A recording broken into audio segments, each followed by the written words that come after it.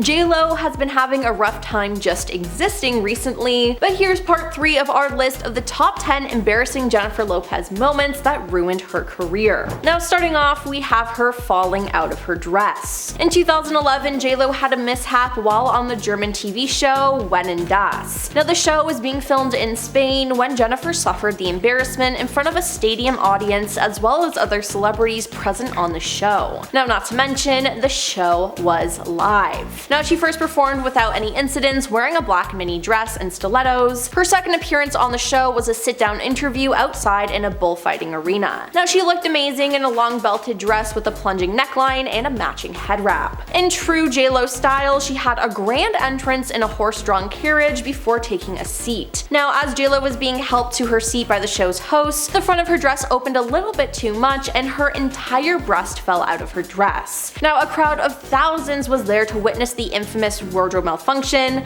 and within the hour the picture was on the cover of the world's #1 worldwide tabloid and on the internet. Next up is the awkward exchange. Now Jennifer and Ben were spotted out together amid divorce rumors, but their outing was just plain awkward and it seemed to make everything worse. Now the couple, joined by Ben's mom, were supporting the actor's son Samuel at his basketball game. As the pair walked in, Jen leaned forward to give Ben a slightly forced looking kiss on the cheek. Now Ben appeared to tense up and it didn't look like he enjoyed it at all. Now did Jen think doing this would show everyone that they're still in love and have no marriage problem? If so, it backfired because many people are calling the interaction forced and awkward. Ben then put his hand around J.Lo, but his hand never fully made contact with her lower back. Now it also seemed like he may have dodged a full-on kiss on the lips based on the off-kilter nature of the embrace. Now as they walked up the steps of the venue, Ben stayed at least 5 feet apart from J.Lo, who ventured ahead. Ben then took a moment to speak to his mom, looking more at ease before waving his hand at photographers, and then they all went inside. And now let's talk about the insensitive comments. Now let me give you some background onto why everyone felt that J.Lo was trashing belly dancing. So a part of the 2020 Super Bowl performance featured young dancers sitting in glowing cages, which many people assumed represented the immigrant children in cages at the US border. But J.Lo apparently had a hard time convincing the NFL to do this and says, quote, "I'm trying to give you something with substance, not just us out there shaking our effing butts and effing belly dancing." She went on to say that she wanted something real, something that's gonna make a statement, something that's gonna say we belong here and we have something to offer. Now if you're confused as to why this was controversial, it's essentially because she compared the art of belly dancing to just shaking your butt for the hell of it. In fact, that particular line was shared across Twitter and people were very mad. It was just a little culturally insensitive to say, considering that the dance has been associated with Middle Eastern cultures and it's something that Shakira has become known for, using it to channel her father's Lebanese, Syrian, Arab roots. Then there's the racism. 20 years ago, Lopez was approaching full actualization as an entertainer, but a single from her second album, J.Lo, almost derailed her career entirely. The Murder Inc. remix of I'm Real, which features Ja Rule and owned radio in 2001, was ruined by the N-word she drops in her final verse. Yes, now the issue was that the song was an instant hit, so much so that 10 years later in 2011, Billboard gave it the 6th spot on its 40 biggest duets of all times list. But rightfully so, people were outraged by her use of the loaded term. Not only because she's a Latina artist, but at her level of success where she has a platform and sets an example to young fans, using such a derogatory word is at best offensive. But as the accusations of racism started to mount against her, she eventually spoke out to defend her actions on the Today Show, saying, "For anyone to think or suggest that I'm racist is really absurd and hateful to me." Although many people think this is not an excuse, it was later revealed that the track was actually written by Ja Rule himself, and he encouraged J.Lo to say it. Moving on to the price tag. Jennifer has suffered an awkward and somewhat revealing wardrobe malfunction while attending the Dolce & Gabbana fashion show at St. Mark's Square in Venice. Now she managed to show just how much she spent on her outfit, literally. Though someone like J.Lo has a huge team surrounding her, they missed an important detail in her outfit, as Jennifer wound up with the paparazzi catching the price tag still attached to her outfit. Now the label was only visible when the cape was blown open from the wind, which made it pretty noticeable in the photos of her outside. Now the singer's bodyguard held her hand while she walked alongside her glam team, who again didn't seem to notice the tag hanging from her, which is just crazy because she has such a big team. Now Jennifer didn't seem to notice it either, and I need to ask, were they planning on returning it? Did they leave it on purpose?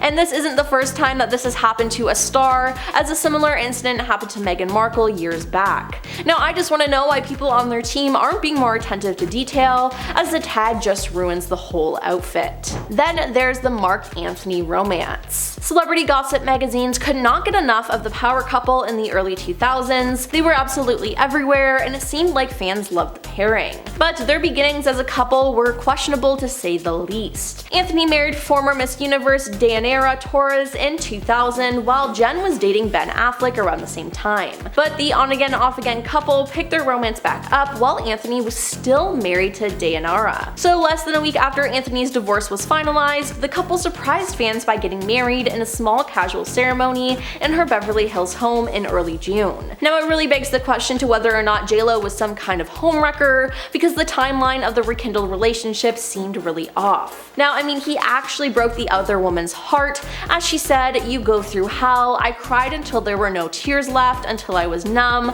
I didn't want to eat, I didn't care to get dressed or take a shower, I just wanted to lie there." Now Anthony's feelings for Jennifer might have been there all along, because the two had history, but he should have put more thought into who he chose to marry in the first place, so in a way they're both at fault. On to Ben's love letters. Okay, so this isn't embarrassing because Ben truly loves her, but it's because JLo exposed Ben's love letters without asking him. Now JLo released an album called This Is Me Now, and she made a movie for it and then a documentary for it. Now the documentary exposed a lot about JLo and her life, and it was called The Greatest Love Story Never Told, and it was about the making of the record and the film. Now when her husband Ben Affleck pops up in the doc, it's often to express concern his private love story is being used for something he didn't particularly want, which hey, can't blame him for that. Now the doc is actually named after a scrapbook Ben gifted Jennifer for Christmas in 2021, stacked with every letter and email they'd written each other over the last 20 years. Now Jennifer showed the book to her producers and songwriters on her first day of making her new album without asking or telling Ben.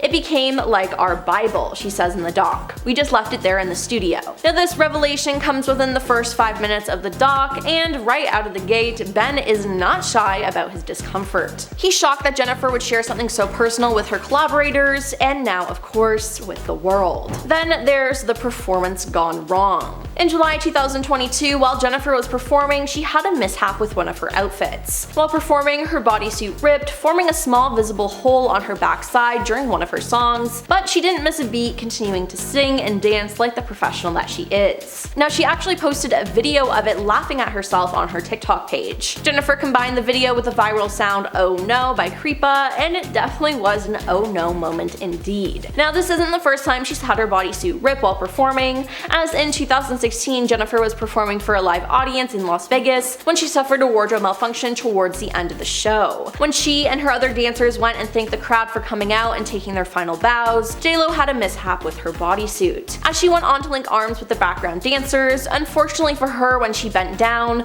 the stitch around her hips burst open, showing a bit of skin underneath. Now thankfully it happened at the end of her show, but wow, it sure does seem like this happens often. Next up is her diva behavior. In 1997, JLo had her big break in the film Selena. It was a success with audiences and critics. She was praised for her performance. She has been very successful as an actress and has appeared in numerous films, as well as her popular singing career. Now she's one of the most recognizable and popular celebs in the world, so it makes sense that she has a large staff working for her. Now apparently though, she also makes demands from her staff. In 2012, reports surfaced that Jenny from the Block demanded staff working for her make no eye contact or speak with her. While having work done on her San Fernando Valley home, she demanded that none of the helpers, drivers, or contractors have any interactions with her, although these rumors were never confirmed. And reportedly, when flying first class, she doesn't like anyone to bother her, even if it's a flight attendant. One time a flight attendant offered her a drink and she refused to acknowledge him. She said to her assistant, "Please let him know I'd like a Diet Coke and lime."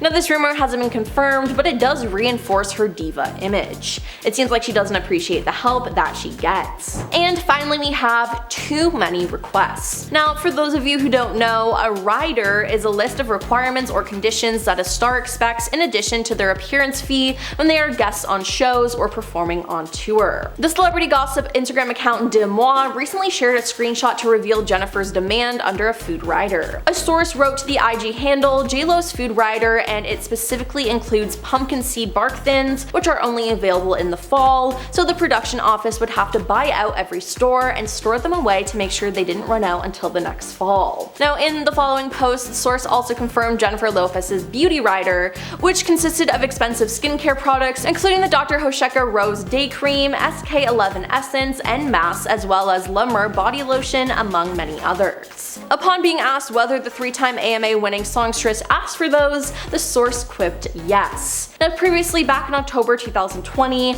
the celebrity gossip account had shared a photograph of a document that was allegedly the beauty selection of Jennifer's rider. Now, a total of 90 products were listed in the document, and her demands included 28 hair products, 4 masks, and 2 different sunscreens, to name a few. Well, that's all for part 3 of our list of the top 10 embarrassing Jennifer Lopez moments that ruined her career. Now, which moment do you think is the worst? Let us know in the comments down below, and don't forget to like and subscribe to our channel. I'm your host Emily, and we'll see you next time.